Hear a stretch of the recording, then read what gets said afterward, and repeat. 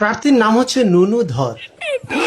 বললাম নুনুধর নির্বাচনে দাঁড়াইছে, পত্রিকায় হেডলাইন নুনু খারাইছে। এইটা দেখা তো নুনু সেই খেপে গেল, পত্রিকা অফিসে ফোন দিয়ে সেই গালাগালি। পরের দিন হেডলাইন নুনু গরম হয়েছে।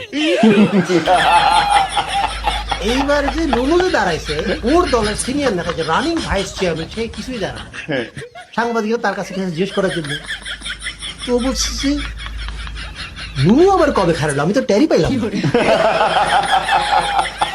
একই এলাকায় একই পদে একই দলের একজন মহিলা ভাইস চেয়ারম্যান দাঁড়াইছে, এর আবার নুনুরে দেখতেই পারে। মহিলারা বিক্ষোভ মিছিল আই সেই করে মহিলারা আবার সাংবাদিকদের কাছে ওর বিরুদ্ধে অনেক কথা বলছে। পরের দিন হেডলাইন মহিলাদের সন্তুষ্ট করতে পারেনি নুনু। সাংবাদিক থেকে সাবধান।